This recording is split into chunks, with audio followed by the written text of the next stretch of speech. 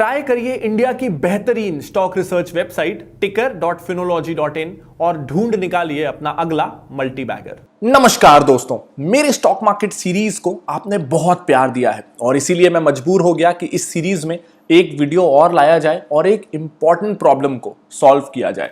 हम में से अक्सर लोग कंफ्यूज होते हैं ना कि कौन से सेक्टर की कौन सी कंपनी को लिया जाए। जैसे अगर आपने सोच लिया है कि आईटी सेक्टर में निवेश करना है तो ये बहुत बड़ा कंफ्यूजन होता है कि इन्फोसिस में करें, टीसीएस में करें, एचसीएल में करें या किसी और में करें। अगर आपने फार्मा कंपनी लेने का सोचा है तो सन फार्मा लें, कैडिला लें, ग्लेनमार्क लें, कौन सी कंपनी लें, लुपिन लें। तो आज इस वीडियो के जरिए मैं आपको यह बताऊंगा कि कैसे आप जो सेक्टर चाहे चुने और इस तरीके से जो मैं इस वीडियो में डिस्कस करने वाला हूं उससे आप बहुत आसानी से उस सेक्टर की बेस्ट कंपनी आइडेंटिफाई कर पाएंगे, उसमें निवेश कर पाएंगे। लेकिन इस वीडियो को देखने के पहले मैं आपको बता दूं कि ये स्टॉक मार्केट क्लासेस का पार्ट है, तो अगर आपने पिछले वीडियोस नहीं देखे हैं तो प्लेलिस्ट अब आपके स्क्रीन पर है, पहले आप पिछले वीडियोस को देख लीजिएगा जिससे ये वीडियो देखना आपके लिए आसान हो जाए।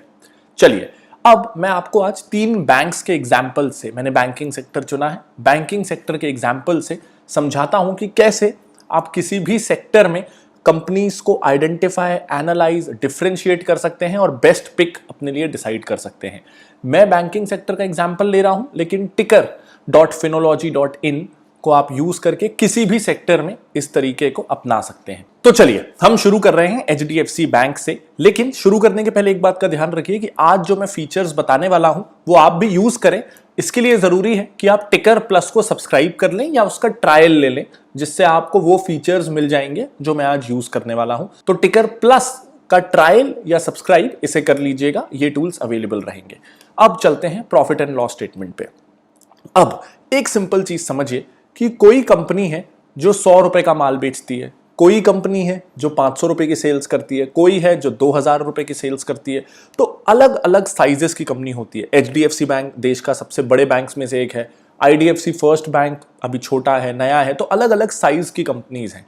इसीलिए इनका प्रॉफिट एंड लॉस स्टेटमेंट भी अगर हम देखें तो एचडीएफसी बैंक क्योंकि बड़ा बैंक है तो ये 60,000 करोड़ रुपीस इंटरेस्ट कमा रहा था 2016 में, जो अब बढ़ के 1 लाख करोड़ रुपए से भी ज्यादा का हो गया है इंटरेस्ट कमाना।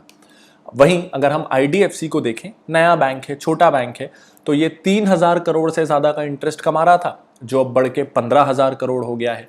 तो यानी काफी छोटा बैंक है। तो अगर इनका हम प्रॉफिट कंपेयर करेंगे तो उसमें भी बहुत फर्क होगा क्योंकि साइज डिफरेंट है। इसीलिए यह जरूरी होता है कि हम एक इंडस्ट्रीज की कंपनी को एक पैरामीटर पे जज करें। यानी ये मान लें कि अगर सारी कंपनियां साल की 100 रुपए का सेल्स कर रही हैं, 100 रुपए पे वो कितना मुनाफा कमाती है, 100 रुपए पे वो कितना खर्चा करती है अपने एक्सपेंसेस, स्टाफ पे, ऑफिस पे, 100 रुपए पे वो कितना डेप्रिसिएशन लगाती है, 100 रुपए पे वो कितने टैक्सेस देती है। यानी हर कंपनी को हम ये मान लें कि वो 100 रुपए की सेल करती है, उस 100 रुपए पे वो कितना मुनाफा कमाती है, इसका हम एनालिसिस करें ताकि हम साइज डिफरेंस को हटा दें और ये मान लें कि हर कंपनी बराबर है, हर कंपनी 100 रुपए की सेल्स करती है। लेकिन ज्यादा बड़ा मुद्दा यहां पे ये है कि वो 100 रुपए की सेल्स के पैसे जो उसको मिलते हैं, उस 100 रुपए को वो कैसे यूज करती है।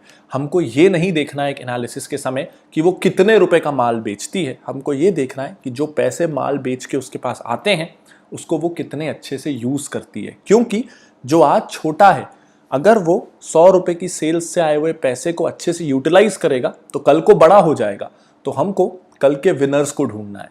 कल के विनर्स आज हम पता लगा सकते हैं अगर हम देखें कि वो अपने रिसोर्सेज कितने एफिशिएंटली यूज कर रहे हैं। इसी के लिए होता है कॉमन साइज स्टेटमेंट। तो चलिए अब समझते हैं, ये है एचडीएफसी का प्रॉफिट एंड लॉस स्टेटमेंट।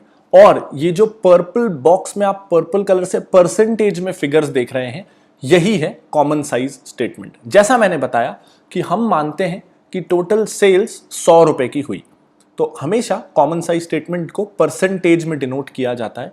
यहां पे 100% इंटरेस्ट अर्न्ड है।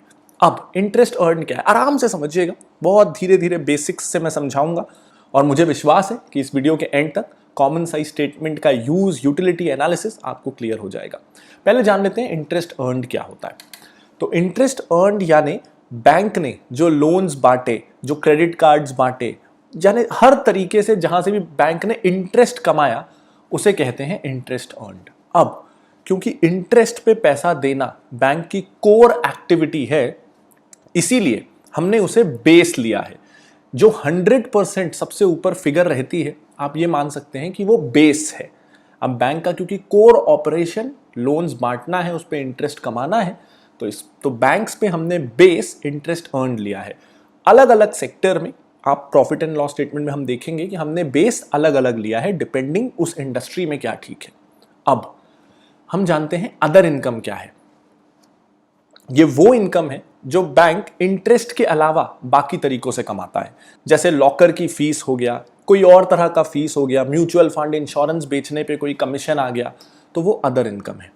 अब हम यहां पे ये देख रहे हैं कि ये 17% था जो इस साल बढ़ के 20% के आसपास हो गया है। यानी इससे हमको क्या पता चल रहा है कि अगर HDFC बैंक 100 रुपए इंटरेस्ट के कमाता है तो लगभग 20 रुपए वो दूसरे तरीकों से नॉन कोर एक्टिविटीज से कमाता है, यानी वो फीस लेके कमीशन लेके कमाता है।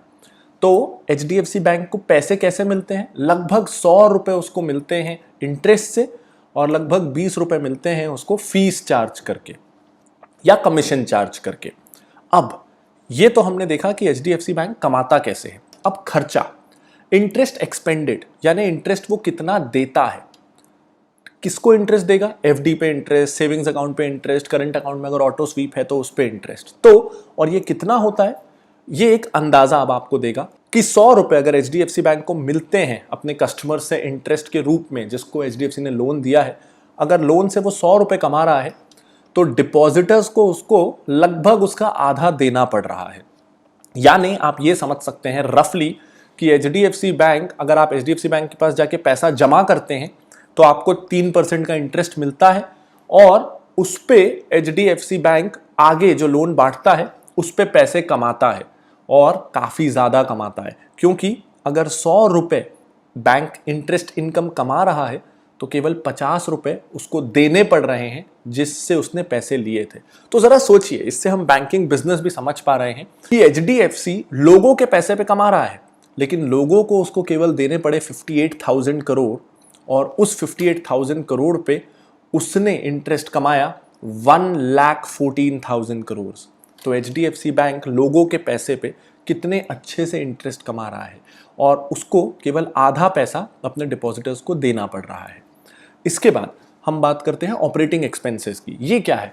ऑफिस चलाने का खर्चा, ब्रांच का रेंट, लोगों की सैलरी, बिजली का बिल, हर वो चीज़ जो एक बिजनेस चलाने में खर्चा आता है वो है ऑपरेटिंग एक्सपेंसेस। इसकी आप डेफिनेशन यहाँ देख भी सकते हैं।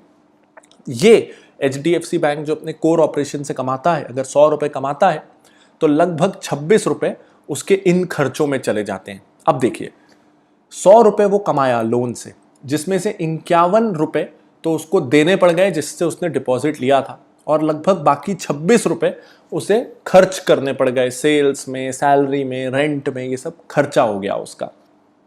अब इसके बाद आती है प्रोविजंस। प्रोविजंस यानी ये वो लोन है जो बैंक को डाउटफुल लगता है कि ये वापस आएगा कि नहीं। मैंने किसी को 10 रुपए लोन दिया, अब मेरे को डाउट है कि ये पैसा वापस आएगा कि नहीं, तो उसके लिए मैं यहां प्रोविजंस बना दूंगा। तो अगर 100 रुपए मैं लोन बांटता हूं तो लगभग 100 रुपए मेरे को इंटरेस्ट इनकम मिलती है, उसमें से, वो इनकम में से लगभग उसका 10% के मेरे को प्रोविजंस बना देने पड़ते हैं। ये जितना ज्यादा होगा उससे ये पता चलता है कि बैंक की लेंडिंग हैबिट्स या बैंक लोन देने में उतना बुरा है। तो अभी हमने HDFC बैंक का देखा कि ये 10% है ऑफ इंटरेस्ट इनकम। इसके बाद आता है प्रॉफिट बिफोर टैक्स।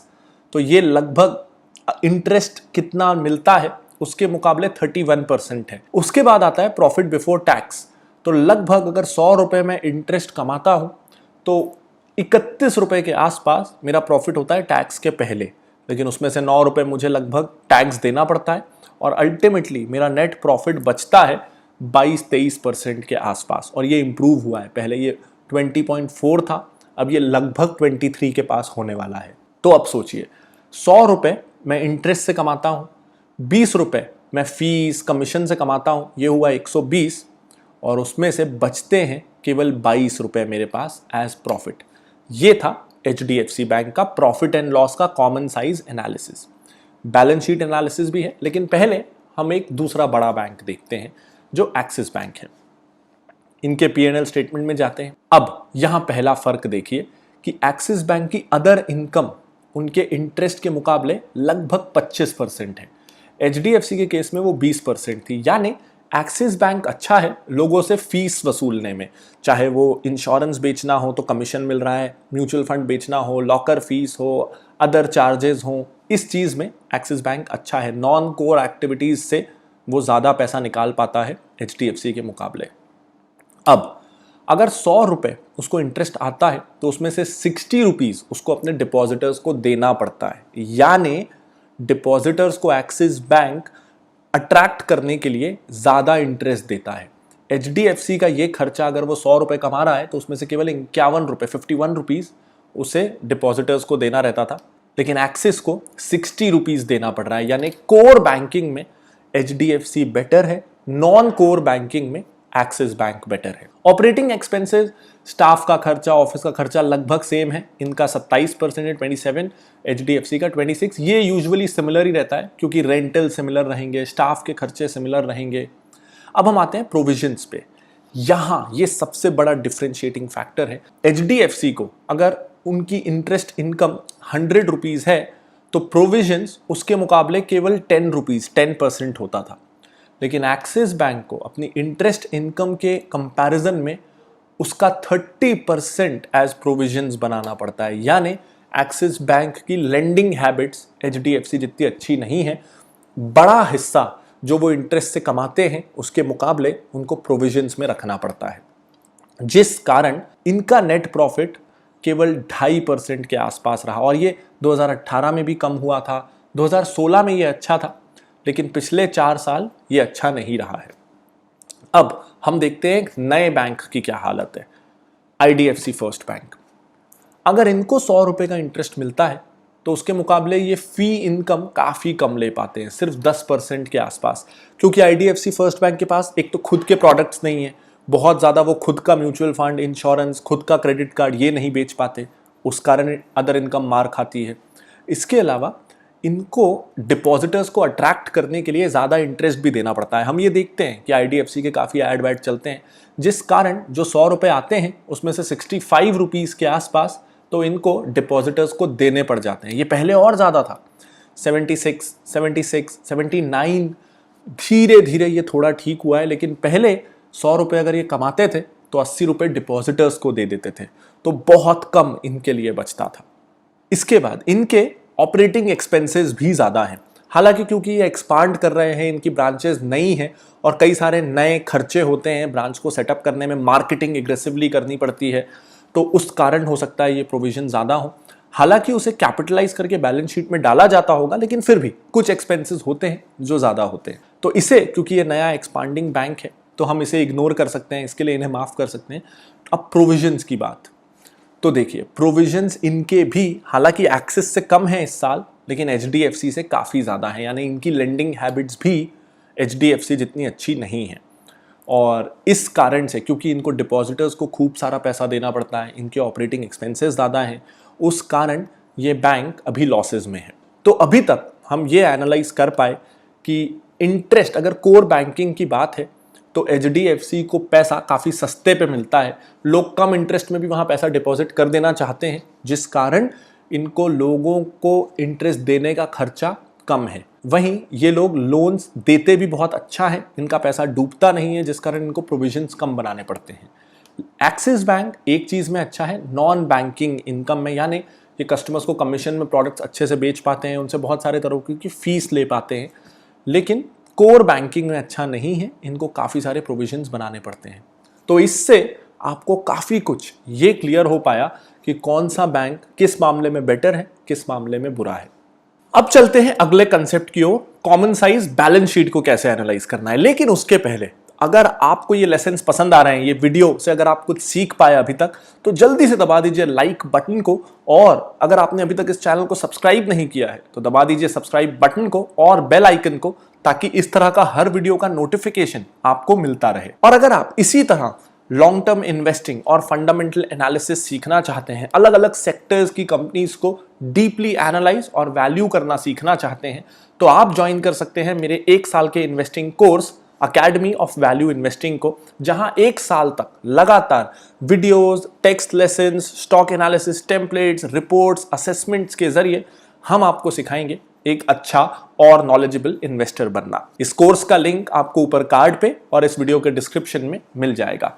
और अगर आप चाहते हैं कि हमारे पिक किए हुए स्टॉक्स में आप निवेश करें, अगर आप अपना इन्वेस्टमेंट डिसीजन हमको आउटसोर्स करना चाहते हैं, तो आप सब्सक्राइब कर सकते हैं आइडिया बैग को, जहां आपको मिलेंगी लगभग 25 स्टॉक रिकमेंडेशंस जिसको हमने पिक किया है इन डेप्थ फंडामेंटल एनालिसिस करके लॉन्ग टर्म के लिए। आइडिया बैग का लिंक भी आपको ऊपर कार्ड पे और इस वीडियो के डिस्क्रिप्शन में मिल जाएगा और आप बना सकेंगे अपने लिए एक अच्छी मॉडल पोर्टफोलियो। तो चलिए अब जाते हैं वापस बैलेंस शीट की तरफ और एनालाइज करते हैं कॉमन साइज बैलेंस शीट। इसमें आपको एक जो अच्छी चीज का ध्यान देना है वो ये कि बैंक को किस तरीके से पैसे मिलते हैं, बैंक अपने लिए पैसे कैसे जुटाता है।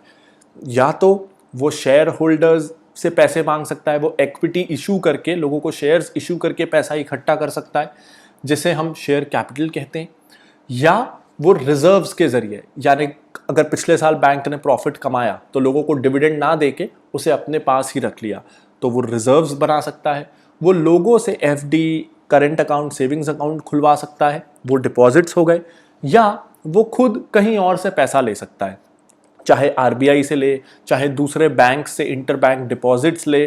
तो ये 4 मेजर तरीके हैं जहां से वो पैसा ले सकता है। अब देखते हैं कि कौन सा बैंक कैसे पैसे इकट्ठे करता है। जैसे एचडीएफसी की बात करें तो सबसे ज्यादा उसके पास डिपॉजिट्स हैं, लगभग 75% जो उसके पास पूरा पैसा है वो डिपॉजिट से आया हुआ है। इससे मुझे एक चीज पता चलती है कि एचडीएफसी के लिए खातेदारों को इनवाइट करना, नए डिपॉजिटर्स को अपने बैंक में बुलाना बहुत आसान है उसके ब्रांड के कारण। अब देखते हैं एक्सिस बैंक की बैलेंस शीट हमें क्या बताती है, कितना पैसा वो कहां से लाता है। एक्सिस बैंक लगभग 70% पैसा डिपॉजिटर्स से लाता है, वहीं एचडीएफसी उससे ज्यादा 75% के आसपास अपना डिपॉजिटर्स से पैसा ला पा रहा है। अब डिपॉजिटर्स से पैसा आए तो अच्छी बात क्या है, अच्छी बात यह है कि इसकी कॉस्ट कम रहती है। करंट अकाउंट में ज़्यादातर बैंक 0% देते हैं, सेविंग्स में आजकल 3%, 2.5%, 3.5% के आसपास दे रहे हैं। तो इतना सस्ता जो पैसा मिलता है वो बैंक के लिए बहुत अट्रैक्टिव रहता है। बाकी अगर वो इंटर बैंक डिपॉजिट आरबीआई से लें या शेयर कैपिटल इशू करें तो उसकी कॉस्ट ज़्यादा आती है। डिपॉजिटर्स से पैसा मिल जाए तो ये सबसे अच्छी बात होती है। अब नया बैंक आईडीएफसी फर्स्ट बैंक, ये अपना कितना पैसा डिपॉजिटर्स से लेता है ये देखना इंटरेस्टिंग होगा। केवल 43% पैसा डिपॉजिटर्स से, और उसमें भी देखिए पहले ये 9% था, 35, 38, 42, तो काफ़ी तेज़ी से बढ़ा है लेकिन अभी भी बहुत कम है। और सोचिए ये एक नई बैंक की प्रॉब्लम होती है कि उसके पास डिपॉजिटर्स जाना नहीं चाहते तो उसको बोरोइंग्स या दूसरे बैंक से, आरबीआई से लोन ज़्यादा लेने पड़ते हैं, उस पर इंटरेस्ट ज़्यादा पे करना पड़ता है। ये एक प्रॉब्लम। और हमने देखा कि इस बैंक ने तेज़ी से बढ़ाए हैं डिपॉजिट्स। वो क्यों बढ़ाए ये हमको प्रॉफिट एंड लॉस स्टेटमेंट में देखने को मिला था, और ऐसे ये दोनों चीज़ें कनेक्ट होती हैं। प्रॉफिट एंड लॉस स्टेटमेंट में हमने देखा कि बैंक के इंटरेस्ट एक्सपेंडिचर 65% है, यानी ये बैंक ज़्यादा इंटरेस्ट दे रहा है बाकियों से। ये सेविंग्स में 6% दे रहा है जहां बाकी बैंक 3% देते हैं, ताकि लोग अट्रैक्ट हों। और इसका ये जो सोर्स है कि इसको पैसे कहाँ से मिलते हैं उसमें डिपॉजिटर्स का हिस्सा बढ़े। और हमने देखा कि क्योंकि इनका ये खर्चा ज़्यादा है तो डिपॉजिटर्स अट्रैक्ट हो रहे हैं और इसका परसेंटेज बढ़ रहा है। तो जहां इनका इंटरेस्ट एक्सपेंस 65% है, एचडीएफसी का वो केवल 50% के आसपास है, 51% है।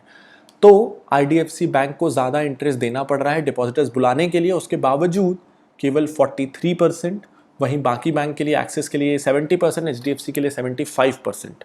और ये एक ह्यूज एडवांटेज है किसी भी बैंक के लिए कि उनके पास डिपॉजिटर्स से पैसा ज़्यादा से ज़्यादा आए। तो उम्मीद करता हूं कि आप कॉमन साइज बैलेंस शीट और common size profit and loss statement analyse करना सीख पाए होंगे। मैंने बैंकिंग कंपनीज का एग्जाम्पल लिया, लेकिन ये हर सेक्टर के लिए रेलेवेंट है और हर सेक्टर के लिए आपको ये कॉमन साइज स्टेटमेंट्स अलग अलग तरीके से दिखेंगे। तो उम्मीद करता हूं ये फीचर आप अच्छे से यूज कर पाएंगे और इससे आपको स्टॉक पिकिंग में मदद होगी। मैं लाता रहूंगा ऐसे और बहुत सारे वीडियोस। तब तक के लिए this is Pranjal Kamra signing off, bye bye. और हाँ, ये वीडियो अपने दोस्तों और फ्रेंड्स के साथ शेयर करना बिल्कुल मत भूलिएगा। Thank you, bye bye.